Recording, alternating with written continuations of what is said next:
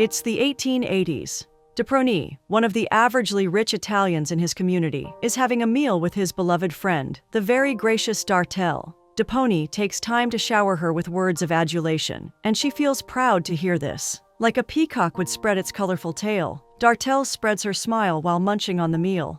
They're done with the meal, so they take a ride into town. Deproni, without the presence of Dartel, pays a visit to Valini. His mission is to make Marini's plan known to her.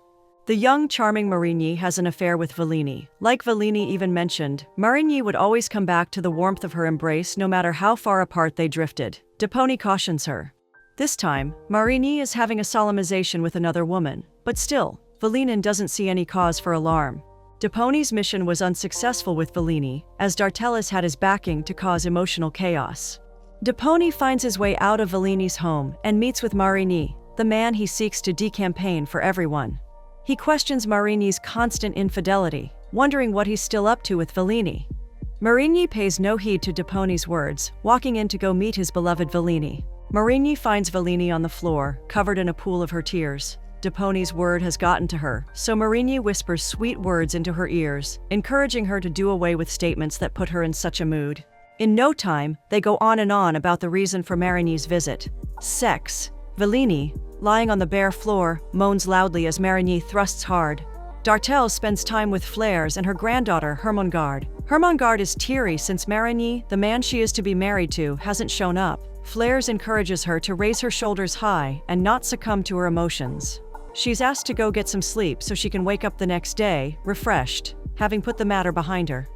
Hermongard leaves, and Dartelis begins stating her concerns for Hermongard's upcoming union to Marini. Dartelis sees no headway with the union, considering Marini's poor background.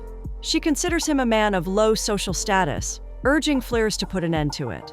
Flairs makes a case for the young lovers. She thinks that Hermongard is at liberty to marry who she chooses. She wouldn't treat Hermongard like they were treated in their time.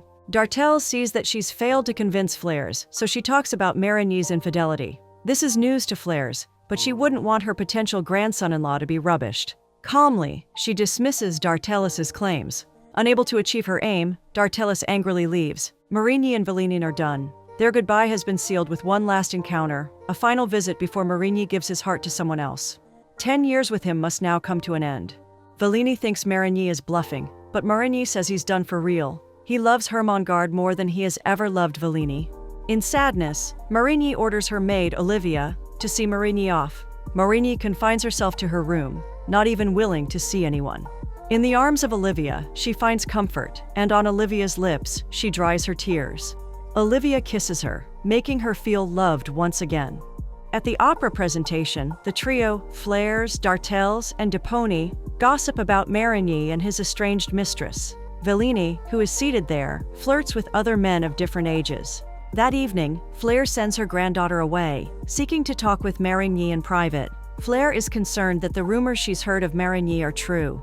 Marini concurs, but assures that he has discontinued his relationship with Valini. She's in the past. Marini reassures Flairs that she has nothing to fear. Hermongard's heart is safe with him. Flairs needs certainty that old flames won't spark between Marini and Valini. She also needs to be sure that Valini won't cause a scene on the wedding day. Marini, knowing Valini too well, is sure that Valini won't stoop so low and bring her ego down in such a manner. For what it's worth, Marini already has plans of leaving Paris after the wedding. This could remove every doubt from their minds about his loyalty to Hermongard henceforth. The old lady broods further, and Marini shares how it all started for the both of them, recollecting from 10 years ago. Marini attends an opera with a married lady who's lusting after him. That was his life back in the day, always preoccupied with different women. On his way out, he meets Marie, who talks about the Spanish lady in the city of Paris. Marie promises that the lady, Valini, has a charm that no one can resist. Just then, Valini's chariot stops by, and Marini bursts out laughing seeing Valini. He's certain that men who fall at the feet of Valini have no eyes for beauty. Marie warns him to tread carefully, as Valini's charm is never to be taken for granted. Marie then invites Marini to a house party. He wants Marini to meet with Valini because he fancies a battle. He wants to see who gets Valini's heart as quickly as possible. At the table, Marini sits by Valini. Their short discussion soon turns bloody, as Valini, in retrieving his cup of wine from Marini, injures herself. Much later, Marini disregards Valini's married status, wanting to have an affair with her, so he makes this known to her. Valini thinks that it's a foolish thing to do, considering their age differences. Marini can't stop thinking of Valini. In the face of stiff resistance, Marini hopes to see Valini, not minding how Valini's husband would take it. The charm Valini exudes has him tied emotionally. Marini finds Valini in a church praying. He kneels by her, staring at her in adoration, while she mutters words to God. Valini's disdain for Marini persists as she ignores Marini's presence and storms out. Marini can't allow his ego to constantly get bruised, so he begins searching for Valini, staying on possible roads and paths that Valini could go through. This time, he's lucky to encounter Valini. Valini tries to dismiss him, but he's stubborn, even forcing a kiss on her. Sir Reginald, Valini's husband, comes to rescue her. Sir Reginald feels insulted, so he calls for a pistol, and Marini accepts. The day arrives, and Marini attends it with his witnesses. As the duel begins, Marini shoots first, but misses the target. Sir Reginald shoots next, and it hits Marini on his chest, very close to his heart. He's rushed to a hospital, and as the surgeon begins the procedure to remove the bullet, Valini enters the room. She shoves the doctor away, and like a madwoman, starts cleaning the wound with her tongue. The doctor can't stop her, she goes on relentless. Days pass, and Marini goes on the road to recovery. Like a strong desire, he just wants to see Valini again. As Marini gets better, Valini gives in to his proposal. She's been fighting whatever she feels for the handsome young man. They begin an affair, a very intimate one at that. Marini doesn't mind being Valini's slave, an idea Valini likes and exploits. The fire that burns between them seems like a never-ending one. Eventually, Valini abhors her husband. It's an evening, and Reginald wants an intimate time with Valini, but she refuses him. In an instant, she breaks the news to him that she's leaving him to go be with the one she loves, Marini. Reginald falls, crying and whimpering like a child deprived of lollipops. The news of their atrocity spreads wide to all of Paris, and everyone steers clear of them. Being an outcast, they relocate to Algeria, where they give birth to a child. The desert can be home to scorpions and other dangerous animals. The child encounters a scorpion, and this spells its end. This incident affects Marini and Valini, and their detest for each other grows, seeing that life has been tough for them. They only interact when they crave sex. Valini spends her time in Spain after the sad wilderness encounter in Algeria. This time, she and Marini are no longer lovers. Marini still finds her to chat with. The ever-volatile Valini uses a sharp dress accessory to make an incision on Marini's face, licking the blood on it casually. She then reminds Marini of the timeline of things, how he has now fallen in love with someone else. Marini thinks he's well within his right to fall in love after their split, and this makes her shed a tear. In no time, Valini is on top of Marini, riding him, making love like they've always done. While at that, Valini questions Marini's choice of woman. She wants to know what his new lady has over her that makes him love her so dearly. Marini obliges and tells her that Mendoza is a noblewoman, unlike her. But the sex isn't great, as Mendoza is way less skillful than her. He can cope simply because of her submission and loud moans when he thrusts. With tears in her eyes, Valini wonders why Marini has decided to settle for such a soulless relationship. Marini slaps her in response, just at the brink of climax. Sex, as usual, is an epic one, making them keep finding their way back to each other.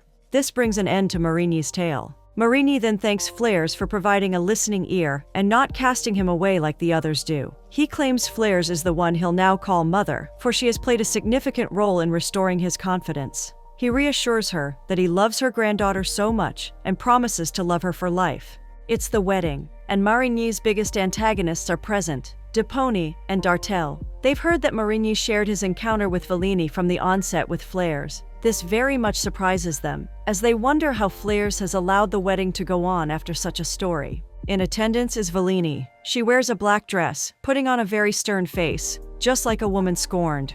4 months have passed, and Valini isn't herself. She keeps writing letters that Marini doesn't reply to. She then moves over to Marini's city, where she could have proper access to him. This time she writes a letter to Marini but sends it through Flares, who's visiting. Marini reads it and decides to do something about Valini's persistent behavior. They meet at a cliff just above the sea. Marini brings a gun, though he isn't sure of its purpose. She tries to seduce him in the open, but he pushes her away. Valini would rather end her life than face rejection from her ultimate lover. When Marini refuses to pull the trigger to end her life, she takes matters into her own hands by trying to fall off the cliff. Marini intervenes, holding her back, and the two end up kissing. Fleurs and her friend Dartel return to Paris. Just after that, the doctor confirms Hermengarde to be pregnant, and Marini is very excited to hear this news. He immediately forbids Hermengarde from doing things that could put the unborn child in jeopardy. Valini doesn't leave for Paris, finding a home just close to Marigny's. Hermengarde even finds out that her husband's former mistress now stays around the corner, and this troubles her greatly.